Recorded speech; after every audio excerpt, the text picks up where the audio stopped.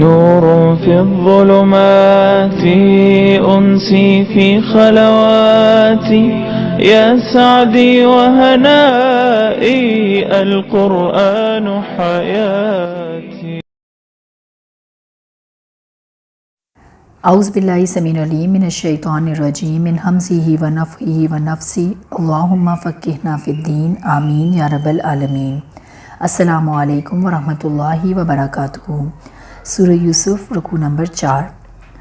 وقال نسوة فی المدینۃ امرأۃ العزیز تراود فتاها عن نفسہ قد شغفها حبا انا لنراها فی ضلال مبین. اور شہر کی عورتوں میں چرچا ہونے لگا کہ عزیز مصر کی بیوی اپنے غلام کو بہلاتی پھسلاتی ہے، اس کے دل میں اس کی محبت بیٹھ گئی ہے، ہمارے خیال میں تو وہ سری گمراہی میں ہے. اب یہ واقعہ پھیل گیا، ہر جگہ چرچا ہونے لگا کہ عزیز مصر کی بیوی ایک غلام پر فریفتہ ہو گئی ہے. دوسرے لفظوں میں اسکینڈل وائرل ہو گیا. ٹپیکل ایلیٹ کلاس کی نمائندگی کی جا رہی ہے، جیسے ڈڈ یو ہیئر دیٹ. اب ٹیکسٹنگ اور میسیجنگ آج کل کی اصطلاح میں شروع ہو گئی. ارسٹوکریٹ سوسائٹی کی خواتین حسن، پیسے کی فراغت کی فراوانی، جیسا کہ کہا جاتا ہے کہ N empty mind is the devil's work shop. بے مقصد زندگیاں، ایمٹی لائفز جن کا کام صرف کٹی پارٹیز اٹینڈ کرنا، بننا سنورنا، گاسپس کرنا ہوتا ہے.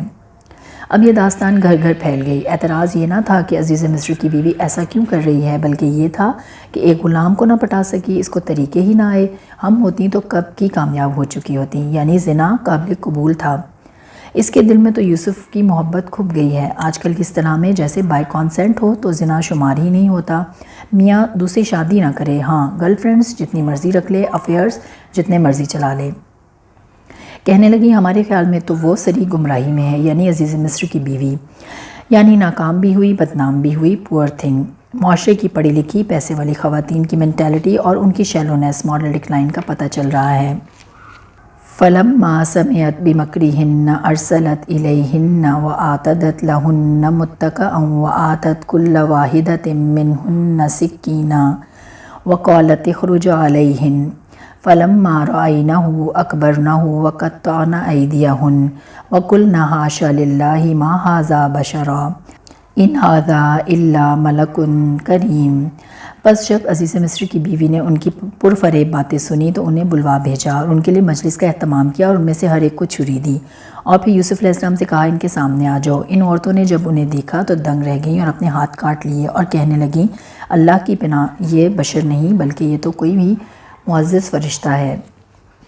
یہ باتیں عزیز مصر کی بیوی تک پہنچیں تو اس نے ان عورتوں کے لیے شاندار محفل، لگژریس بینکویٹ کا اہتمام کیا. تمام بیگمات کو اکٹھا کیا جن میں طویل عرصے تک ان کو انٹرٹین کرنے کے لیے گاؤ تکیے، پھلوں کا اہتمام کیا. جیسے عموماً ہمارے ہاں 7 کورس میل چلتے ہیں، پہلے ایپیٹائزر سرو کیا جاتا ہے، پھر کچھ اور میل. اس نے سب کو جمع کر کے یوسف علیہ السلام کو بلایا اور سب کے ہاتھ میں چھری دے دی. عورتیں آپ کے حسن جمال سے ایسی متاثر ہوئیں کہ بول اٹھیں کہ ہمارے سامنے کوئی انسان نہیں، فرشتہ ہے. حاشا للہ. اٹینشن گیٹنگ ٹیکنیکس کے لیے ہینکی پھینکنا، ادائیں دکھانا ہوتا ہے تاکہ سامنے والے کو متوجہ کیا جا سکے. انہوں نے بھی جان بوجھ کر اپنے ہاتھ کاٹ لیے.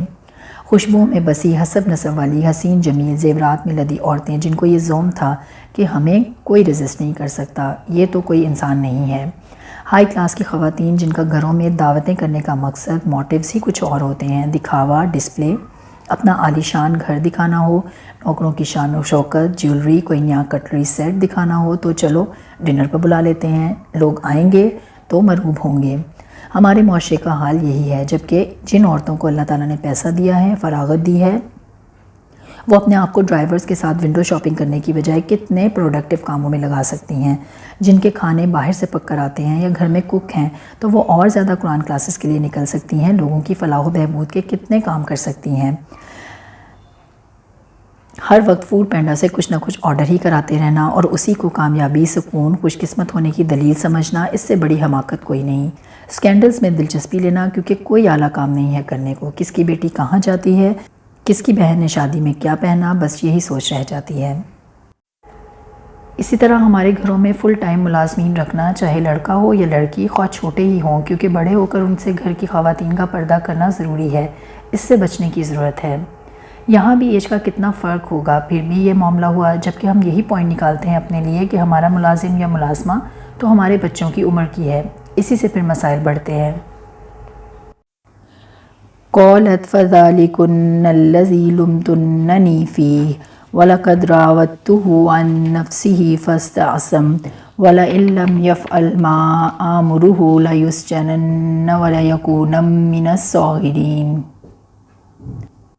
عزیز مصر کی بیوی نے کہا یہی تو وہ شخص ہے جس کے بارے میں تم مجھے طعنہ دے رہی تھی، اور میں نے ہی اس سے اپنا مطلب حاصل کرنا چاہا تھا، لیکن اس نے اپنے آپ کو بچا لیا، اور اگر اس نے میرا کہا نہ مانا تو یقیناً یہ قید کر دیا جائے گا اور بہت ہی بے عزت ہوگا۔ عزیز مصر کی بیوی نے کنفیس کر لیا کہ یس I am in love with ہم۔ یہ کوئی گری پڑی عورت نہیں ہے، معاشرے کے خوشحال طبقے سے تعلق رکھنے والی ہے۔ ایک خاتون کا برملا اظہار جیسے کوئی گناہ کی بات ہی نہ ہو، مائی فرسٹ کرش جیسے ہماری زبان میں کہتے ہیں۔ اسی طرح لڑکیوں کا ایک دوسرے کو یار بولنا انتہائی نامناسب ہے۔ 4 بچوں کی ماں ہوتے ہوئے اگر یہ رویہ ہے کہ میرا پسندیدہ ایکٹر کرکٹر ٹی وی پر آ گیا، اب سب اسکرین سے ہٹ جائیں، اخلاقی زوال کی پستی کی انتہا ہے۔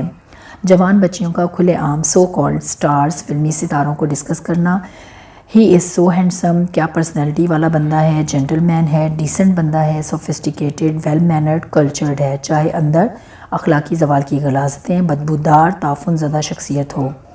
ان کے شراب پینے اور سگریٹ پینے کے سٹائل پر ہی فریفتہ ہیں، برائی برائی ہی نہیں لگتی۔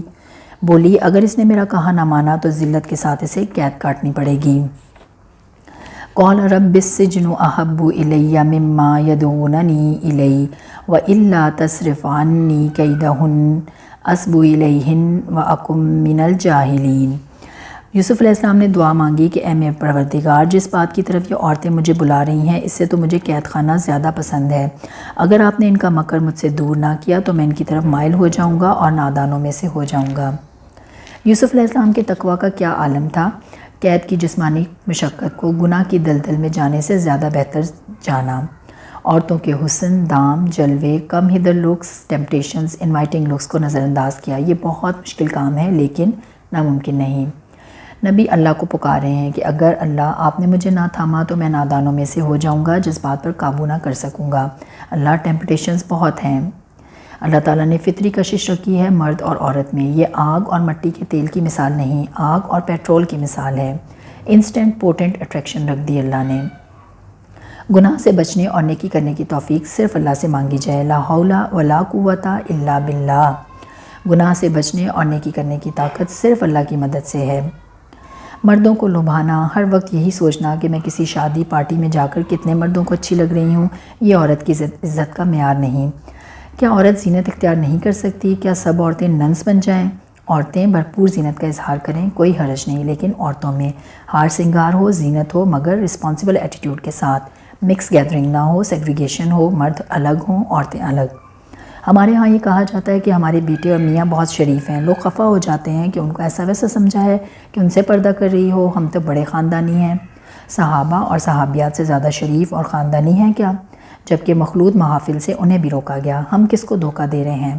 عورت اور مرد کا آزادانہ اختلاط فتنے کا باعث ہے۔ فاستجاب له ربه فصرف عنه كيدهن انه هو السميع العليم۔ پس ان کے رب نے ان کی دعا قبول کر لی اور ان عورتوں کے مکر کو ان سے دور کر دیا، یقیناً وہ خوب سننے والا اور جاننے والا ہے۔ یوسف علیہ السلام نے دعا مانگی اللہ سے، اللہ تعالیٰ نے دعا قبول فرمائی اور آپ کو گناہ سے بچا لیا۔ بلا شبہ اللہ کی مہربانی اور کرم کے بغیر کوئی بھی شخص گناہ سے نہیں بچ سکتا۔ چنانچہ جب بھی کوئی مشکل وقت آئے، کسی فتنے میں گرفتار ہونے لگے انسان، تو فوراً اپنے رب کو پکارے، اسی پر توکل کرے۔ ثم بدا لهم من بعد ما رأوا الآیات لیسجننہ حتی حین۔ پھر یوسف علیہ السلام کی پاک دامنی کی تمام نشانیوں کو دیکھ لینے کے بعد بھی انہیں یعنی عزیز مصر اور ان کے مشیروں کو یہی مصلحت معلوم ہوئی کہ ان کو یعنی یوسف علیہ السلام کو کچھ مدت کے لیے قید خانے میں رکھیں۔ یوسف علیہ السلام کی بے گناہی کے تمام شواہد اور دلائل کے باوجود یوسف علیہ السلام کو قید خانے میں بند کر دیا گیا۔ انسان کی زندگی میں ایسے لمحات آتے ہیں، بے قصور ہوتے ہوئے بھی اس پر الزام لگایا جاتا ہے، اپنے پیارے ہی تانے دیتے ہیں کہ تم نے ہماری بات نہ مانی، چاہے وہ دین کے تقاضوں کے خلاف ہی کیوں نہ ہو۔ انسان صبر کر جائے، درگزر کر دے، اللہ کے انصاف پر پورا یقین رکھے۔ اللہ تعالی ہماری فراغت کے اوقات کا صحیح استعمال ہمیں سکھائے۔ آمین یا رب العالمین۔ سبحانک اللہم و بحمدک، اشہد ان لا الہ الا انت، استغفرک و اتوب الیک۔ السلام علیکم ورحمۃ اللہ وبرکاتہ۔